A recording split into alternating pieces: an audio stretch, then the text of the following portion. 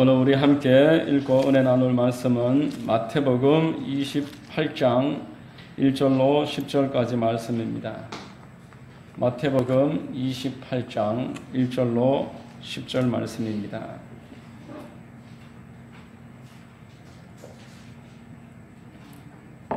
제가 봉독해 드리겠습니다.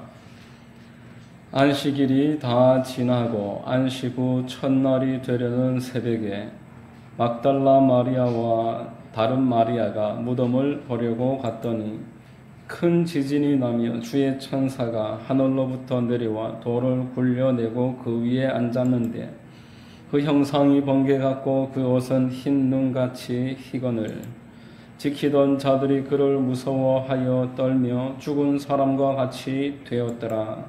천사가 여자들에게 말하여 이르되 너희는 무서워하지 말라. 십자가에 못 박히신 예수를 너희가 찾는 줄을 내가 아노라.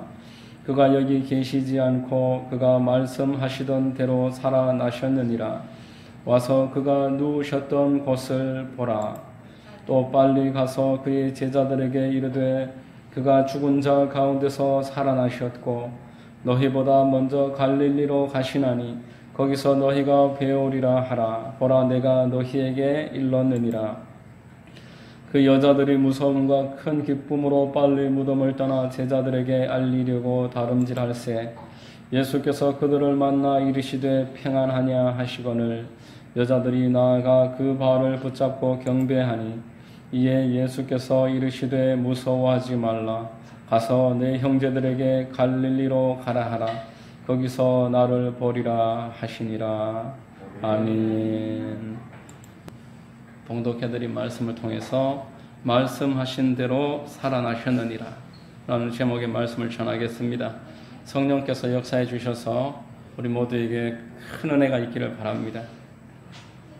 여러분, 부활절, 오늘은 특별히 부활절로 우리가 절기로 정해놓고 예배를 드리지만 사실 모든 주일이 부활을 기념하는 주일인 것입니다. 초대교회는 주님이 명령하신 대로 예배 때마다 성찬식을 했었습니다. 몸을 찢고 피를 흘리는 이 일들을 기념하라 하면서 떡과 포도주를 떼게 하셨는데 거기에서 맞춰버리면 안 되고 부활까지 이어짐으로써 결국 예배가 축제가 되는 것입니다. 예배가 십자가로 맞춰버리면 우리에게 암울함과 고통이 있을 수밖에 없지만 부활로 끝날 수가 없고 십자가로 끝날 수가 없고 부활로 마칠 수밖에 없는 것이 기독교이므로 예배가 축제가 되는 것입니다.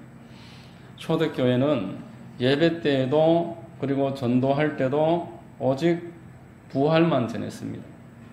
사도행전 2장 36절에 그런즉 이스라엘 온 집은 확실히 알지니 너희가 십자가에 못 박으니 예수를 하나님이 주와 그리스도가 되게 하셨느니라. 부활을 말씀하는 겁니다. 사도행전 3장 14절로 15절에 너희가 거룩하고 의로운 일을 거부하고 도리어 살인한 사람을 놓아 주기를 구하여 생명의 주를 죽였도다. 그러나 하나님이 죽은 자 가운데서 그를 살리셨으니 우리가 이 일의 증인이라. 사도들이 다니면서 전하는 내용들을 찾아서 읽어보면 다 부활 이야기만 하고 있고 또 부활을 전하지 말아라고 핍박을 받았습니다. 다른 이야기를 전하는 것이 문제가 되는 것이 아니라 예수께서 살아나셨다라는 것을 전하는 것이 대제사장과 바리새인들이 견딜 수 없는 소식이었던 것입니다. 사도행전 4장 1절과 2절 같이 한번 읽어보겠습니다. 같이 읽습니다. 사도들이 백성에게 말할 때에 제사장들과 성전 맡은 자와 사두개인들이 이르러 예수 안에 죽은 자의 부활이 있다고 백성을 가르치고 전함을 싫어하여 라고 말했던 것입니다. 사도들의 메시지는 십자가로 출발을 해서 부활로 마칠 수밖에 없었습니다. 그거 외에는 전하지 않았습니다. 그 내용을 전할 때에 성령께서 충만하게 역사하셔서 교회가 흥황하고 부흥했던 것입니다. 현대에도 선교지들마다 지금도 성령의 역사가 나타납니다. 선교지에는 다른 내용들을 할 수가 없고 십자가와 부활로 오직 복음만을 전할 수밖에 없기 때문에 지금도 선교지에서는 하나님의 역사가 풍성하게 일어나는 것입니다. 어느 선교사님 설교를 들어보니까 갑자기 아프리카에 대한 감동이 생겨서 원래 학원을 운영하고 있었던 학원 원장이었고 딸이 서울대학교 들어가는 것이 인생의 목표였던 그러한 평범한 아빠와 엄마였는데 어느 날 갑자기 불신자였음에도 불구하고 아프리카 사진을 한 장을 보고는 여기 가고 싶다. 여기에 가서 살고 싶다. 출세와 명예만을 위해서 살아가는 이 서울에서의 각박한 삶을 그냥 떠나고 싶다라는 그런 강박관념에 마음이 요동치는 겁니다. 성령께서 역사해 주셔서 아파트에서 고급차 타고 외식을 하면서 서울대를 목표로 입시학원을 운영하면서 그렇게 살아왔던 지난 날이 너무 견디기 어려워서 아프리카로 가서 저 가난한 사람들 좀 돕고 살고 싶다. 그런 마음에 그럼 어떻게 하면은 아프리카 갈 수 있느냐. 둘이 부부가 이야기를 하다가 선교사가 되면은 아프리카 갈 수 있다고 하더라. 선교사는 그럼 어떻게 되느냐. 일단 교회부터 가봐야 된다. 그 부부가 대화가 그렇게 이어졌던 겁니다. 그래서 교회를 찾아갔습니다. 김용희 선교사님을 이제 소개 끝에 선교사가 되고 싶다고 교회에 가서 이야기하니까 김용희 선교사님이 운영하는 복음학교에 가게 하고 6개월 만에 훈련을 받아서 아프리카에 가서 복음을 전하는데 대화가 돼야지 말이죠. 칠판을 갖다 놓고 십자가 그림만 그리고 있는 겁니다. 이렇게 해서 죽었다가 살아났다. 그런데 성령님이 그 내용을 너무 기뻐하시기 때문에 그 본드와 또 온갖 그 소망이 없이 애들이 쓰레기장에서 하루 온종일 노는데 유치원도 없는 곳에서 부모님들은 그저 빵 하나 얻으려고 하루 종일 돌 옮기는 일을 하고 있고 애들은 쓰레기 더미 가운데서 노는데 고양이 시체를 가지고 놀고 있고 뭐 이런 지역에서 들어가서 유치원부터 시작을 해서 그렇게 복음을 전했습니다. 그 갱들 본드 불고 있고 폭력 저지르고 그렇게 하는 애들 데려다가 십자가를 계속 전했더니만 그들이 점차 변화되어서 합창단을 만들고 아프리카에서 좀 이 흥겨운 음을 가지고서 합창을 하니까 미국 교회와 또 유럽에서 초청을 해서 교회들마다 순회하면서 그렇게 많이 후원금을 받아서 유치원 만들고 초등학교 만들고 중학교 만들고 대학 만들고 그렇게 해서 지금은 그곳에서 모든 그 애들 공부할 수 있는 학교를 아프리카에서 다 만들었습니다.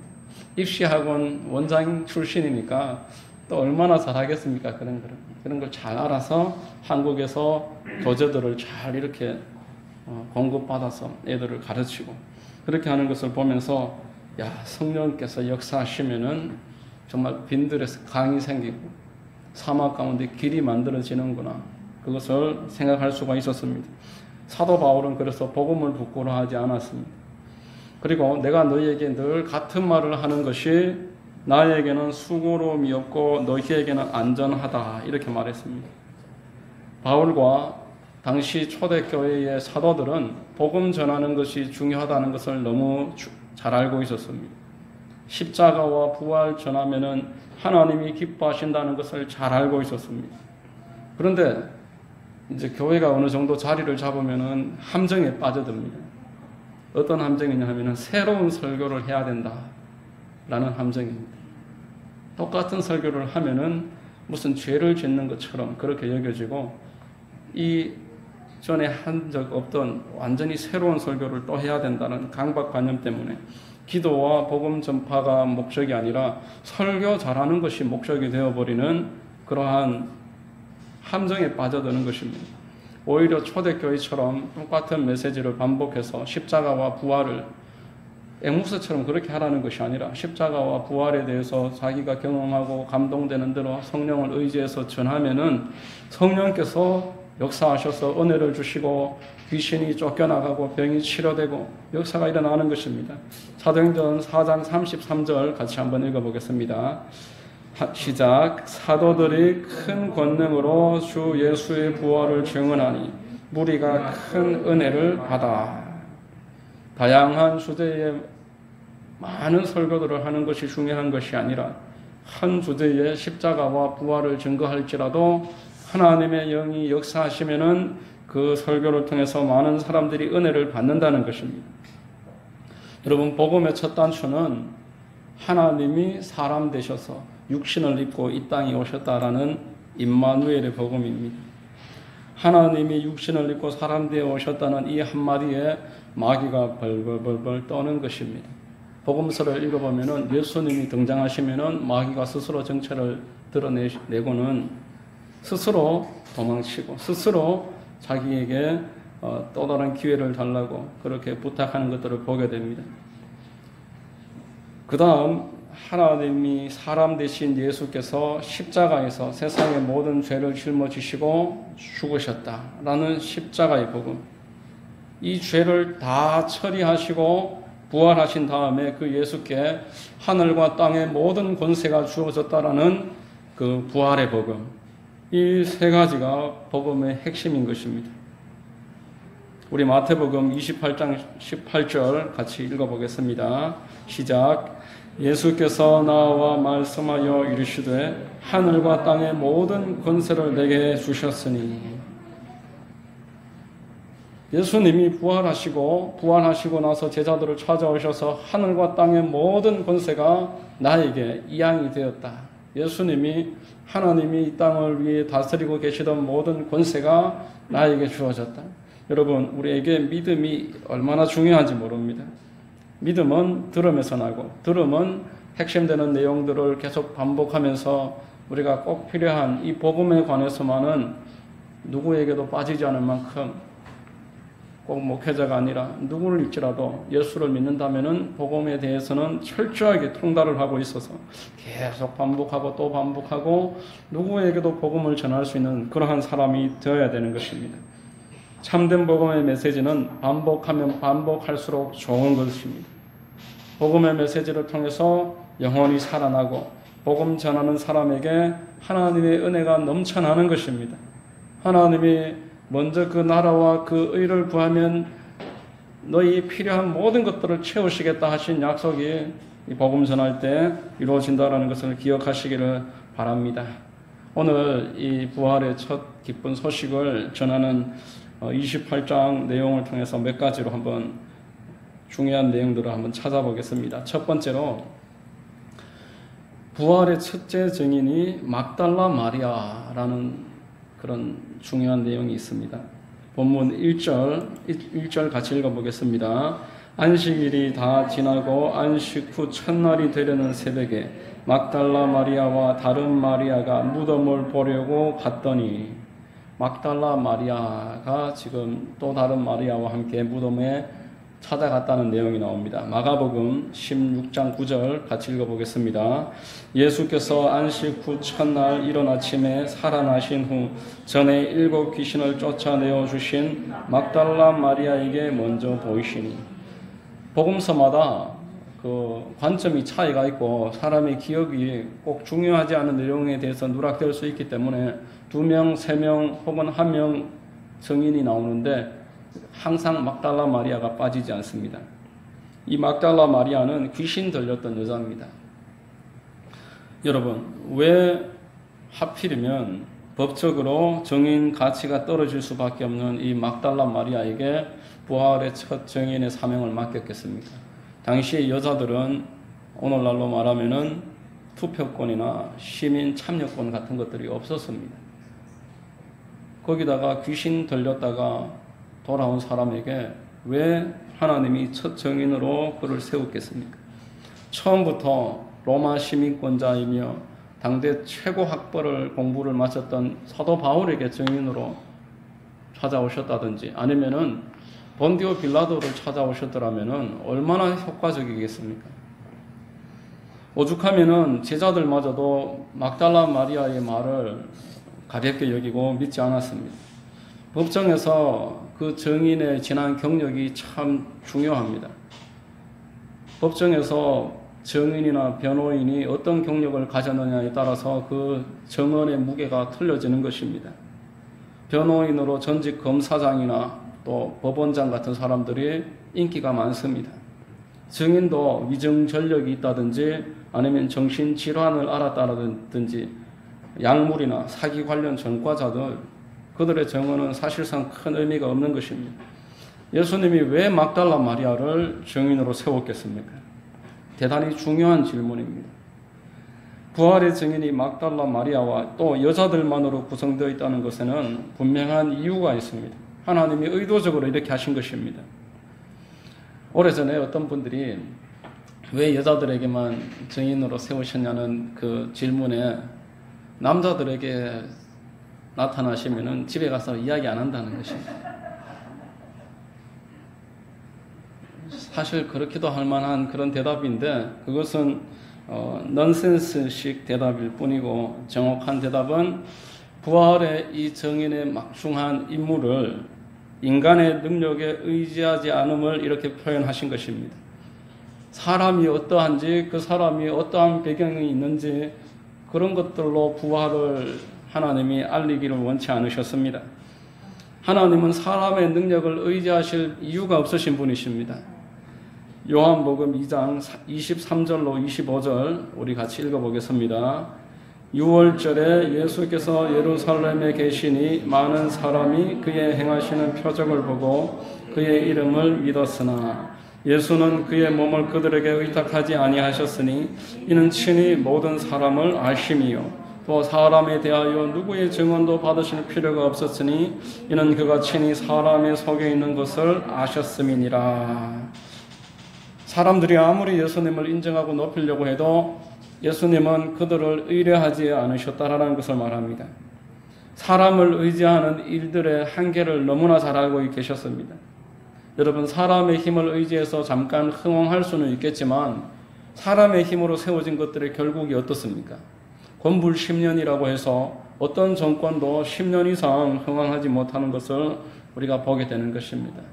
사람은 의도는 선하고 예전에는 잘했을지라도 지금 당장 보장할 수 없는 것이 사람인 것입니다. 하지만 나라는 망해도 교회는 망하지 않습니다. 교회는 아무리 박해해도 망하지 않습니다. 사람을 의지했으면 망했을 것이지만 하나님의 성령을 의지해서 세워졌기 때문에 망하지 않은 것입니다. 하나님의 성령, 하나님께서 복음 전파하기 위해서 오직 유일하게 의뢰하시는 분이 보혜사 성령님이십니다. 요한복음 14장 26절 같이 읽어보겠습니다. 보혜사 곧 아버지께서 내 이름으로 보내실 성령, 그가 너희에게 모든 것을 가르치고 내가 너희에게 말한 모든 것을 생각나게 하리라. 여러분, 성령이 아니고서는 우리에게 예수 그리스도에 관한 복된 소식이 증거될 수도 없고 우리에게 그것이 믿어지지 않는 것입니다. 그래서 성경을 한 구절만 읽을지라도 기도하면서 하나님께 도움을 요청하면서 읽는 것과 그냥 읽는 것은 큰 차이가 나는 것입니다. 성경을 읽을 때 율법 가운데 귀한 것을 보게 해달라고 기도하면서 읽는 것과 또 지혜와 계시의 영을 주셔서 하나님을 알게 해달라고 그렇게 기도하면서 읽는 것과 그냥 빨리빨리 읽는 것과는 다른 것입니다. 고린도전서 2장 1절로 5절까지 같이 한번 읽어보겠습니다. 시작. 형제들아, 내가 너희에게 나아가 하나님의 증거를 전할 때에 말과 지혜의 아름다운 것으로 아니하였나니 내가 너희 중에서 예수 그리스도와 그가 십자가에 못 박히신 것 외에는 아무것도 알지 아니하기로 작정하였음이라. 내가 너희 가운데 거할 때에 약하고 두려워하고 심히 떨었노라. 내 말과 내 전도함이 설득력 있는 지혜의 말로 하지 아니하고 다만 성령의 나타나심과 능력으로 하여 너희 믿음이 사람의 지혜에 있지 아니하고 다만 하나님의 능력에 있게 하려 하였노라 라고 말합니다. 성령의 나타나심과 하나님의 능력만 의지한다라는 것입니다. 오늘 첫 번째 부활의 증인이 막달라 마리아였다라는 이 귀한 사실을 통해서 사람이 자기 능력이나 어떤 힘으로 자기의 어떠한 말 재주로 부활을 증명하려고 하지 말고 하나님의 능력으로 부활을 전하라는 것입니다. 사람들과 논쟁하려고 하지 말고 성령님을 의지해서 담대하게 부활의 기쁜 소식을 전하는 것으로 충분하다는 것입니다. 자, 두 번째로 부활주일날 아침에 큰 지진과 천사가 무덤의 돌을 굴려냈습니다. 자, 2절, 본문 2절 같이 읽어보겠습니다. 큰 지진이 나며 주의 천사가 하늘로부터 내려와 돌을 굴려내고 그 위에 앉았는데, 여러분 마태복음 27장 말미에 보면은 이 제사장 그룹들이 빌라도와 이야기를 하면서 시신이 도난당할 우려에 대해서 같이 준비하는 내용이 있습니다. 그래서 그 무덤 앞에 임봉을 하고 경비병들을 여럿을 데려다가 세웠습니다. 마태복음 27장 65절로 66절 보시면은 같이 읽어보겠습니다. 빌라도가 이르되 너희에게 경비병이 있으니 가서 힘대로 굳게 지키라 하거늘 그들이 경비병과 함께 가서 돌을 임봉하고 무덤을 굳게 지키니라. 굳게 지키니라 라는 말이 두 번이나 강조되고 있습니다. 이로써 제자들이 찾아와서 시신을 훔쳐갔을 수 있다는 가능성은 완전하게 사라진 것입니다.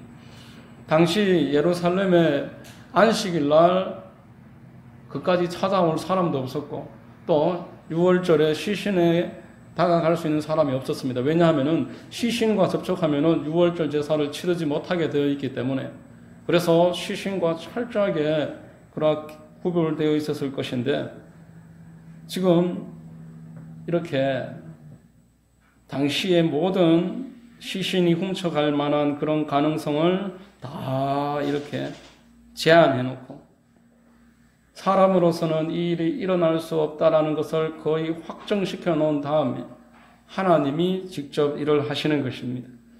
여러분, 하나님이 하시는 일을 누가 막겠습니까? 하나님은 사람의 모든 계략을 뛰어넘어서 일하시는 분이십니다. 마귀가 가룟 유다의 마음속에 들어가서 예수님을 십자가에 팔아넘겼지만 하나님이 그 예수님을 다시 부활하게 하실 줄 상상도 할 수 없었을 것입니다. 그랬더라면 결코 그 십자가로 예수님을 이끌지 않았을 것입니다.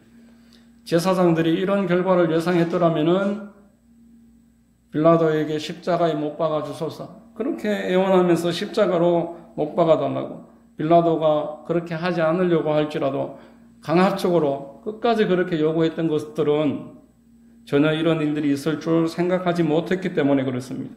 이제 다 끝이라고 생각하고 임봉한 다음에 그 경비병들을 든든히 세워서 지키고 있을 때에 하나님께서 역사하셨습니다. 천사를 보내시고 지진을 일으키셔서 그 돌문을 흔들어 놓으셨고 예수님께서 부활하신 것입니다. 여러분, 부활을 믿는다는 것은 하나님께서 하시고자 하는 일이 결코 누구도 막을 수 없다는 것에 대한 믿음의 확정입니다. 예수님의 부활을 증거했던 사도 바울은 제2차 선교 여행 때에 빌립보 성으로 갔지만 그곳에서 지하 감옥에 갇힙니다. 발에 착고가 채워지고 흠칫 얻어맞고 한밤중에 감옥 가운데서 찬양하고 기도하고 있었습니다. 이때 부활의 주님이 바울을 찾아오시고 그 착고를 풀어주시고 옥틀을 흔들어서 옥문을 다 열어주시고 그 안에 사람들은 또 하나도 다치지 않도록 지켜주셨습니다. 이처럼 하나님은 당신의 일을 행하실 때에 아무 것에도 제약을 받지 않는 것입니다. 하나님께서 예수님의 그 부활을 기획하셨으므로 부활을 누구도 막을 수가 없습니다. 마귀도 세상 권수도 막을 수가 없습니다.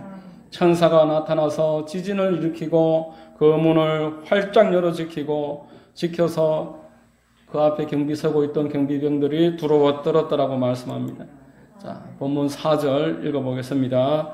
지키던 자들이 그를 무서워하여 떨며 죽은 사람과 같이 되었더라. 수많은 경비들을 세우고 또 만약의 경우를 대비해서 그들이 서로 교대하면서 그 일들을 철저하게 하려고 했지만 불가능했다라는 것입니다. 안식 후 첫날 부활주일에 강조되는 오늘의 메시지는 하나님의 일은 하나님이 직접 하신다라는 것입니다.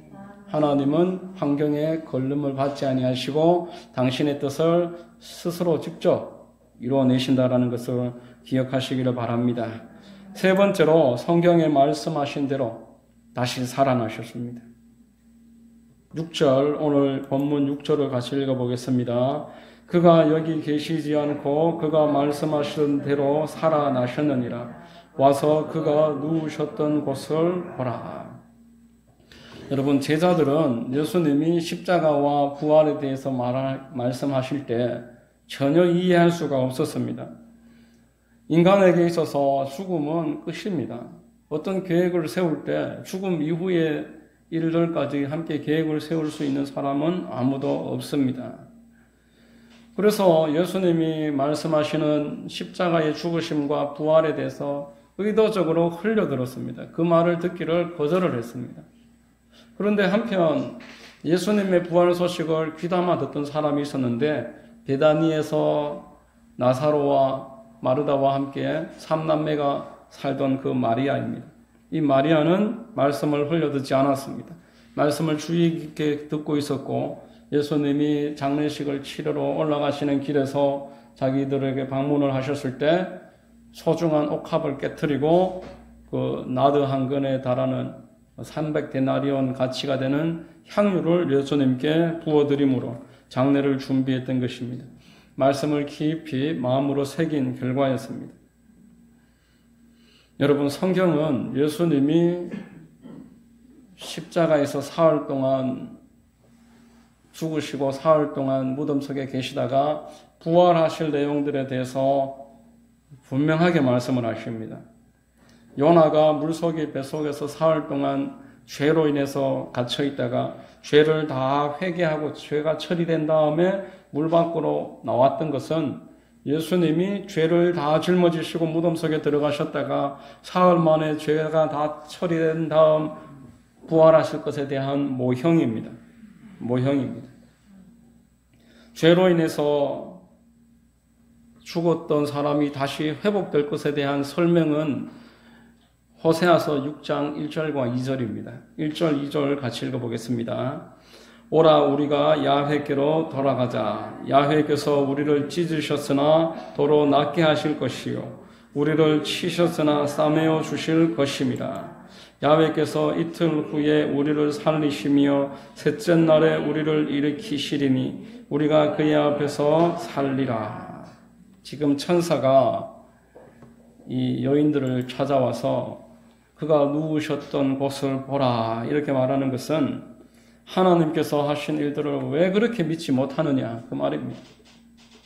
분명히 그렇게 구약에서 말했고 예수님이 말씀하셨는데 왜 그것을 믿지 못하고 왜 그렇게 두려워하느냐. 그가 말씀하시던 그대로 살아나셨느니라. 그 누우셨던 것을 보라 이렇게 이야기합니다. 당시에 다른 복음서에 보면은 세마포로 시신을 감쌌던 그 세마포가 고스란히 안에 있는 시신이 수증기 빠지듯이 쫙 빠졌을 때에 그 나올 수 있는 형태만 딱 갖추어 놓고 시신이 싹 빠져나간 그 모습만 있었다라고 기록되어 있습니다. 하나님께서 성도들에게 말씀하신 것에 대해서 왜 그렇게 믿지 못하느냐. 부활을 기준으로 크게 하나님의 약속에 대해서 생각을 해보면은 첫 번째는 살아있을 때는 기도 응답에 대한 약속입니다. 그리고 죽음 이후에는 영원한 생명을 얻는 것에 대한 약속입니다. 왜 이런 것들을 믿지 않느냐? 왜 이상한 일 생각하듯이 그리스도인들마저도 기도 응답에 대해서 영생에 대해서 왜 그렇게 믿지 못하느냐? 하나님은 오늘 또 우리에게 말씀합니다. 여러분, 하나님이 성도들에게 주신 것을 기도 응답과 내세에 대한 영생의 확신 이것이라는 것을 여러분들 확실하게 정말 믿고 계십니까? 엘리야가 기도했을 때 하늘이 비를 내렸다라는 것을 정말 믿으십니까? 엘리야는 우리와 전혀 다르지 않는 우리와 똑같은 사람이다라고 성경에서 말합니다. 야고보서 5장 17절에서 18절 읽어보겠습니다. 엘리야는 우리와 성정이 같은 사람이로되 그가 비가 오지 않기를 간절히 기도한 즉 3년 6개월 동안 땅에 비가 오지 아니하고 다시 기도하니 하늘이 비를 주고 땅이 열매를 맺었느니라. 우리가 이 사실을 정말 믿는다라면은 엘리야처럼 응답이 될 때까지 끝까지 인내하면서 기도해야 되는 것입니다. 열왕기를 읽어보면은 엘리야가 3년 6개월 가뭄 끝에 비가 오기를 위해서 그 바닷가에 꿇어앉고 머리를 무릎 사이에 집어넣어서 간절히 기도하기를 7번 했다라고 말합니다. 응답될 때까지 저 하늘에서 작은 주먹만한 손바닥만한 구름이 생길 때까지 끝까지 기도했습니다. 그래서 이렇게 기도하니 하늘이 비를 주고 땅이 열매를 맺었느니라. 너희들과 똑같은 사람이다 라고 이렇게 말하는 것입니다. 야고보서는 우리에게도 이러한 기도의 자세에 대해서 요구하는 것입니다. 여러분, 영원한 생명에 대해서 정말 믿으십니까? 영원한 생명에 대해서 정말 우리가 믿는다면 늙고 병드는 일에 두려움을 가질 이유가 없습니다. 사도 바울처럼 최선을 다해서 기도한 다음에 모든 결과는 하나님께 맡기는 것입니다.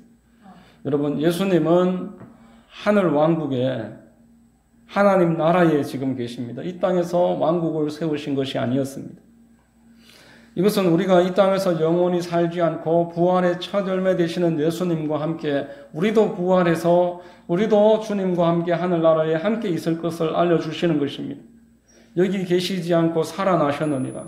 이 본문의 말씀은 골로새서 3장 1절과 2절을 확인하는 그런 말씀입니다.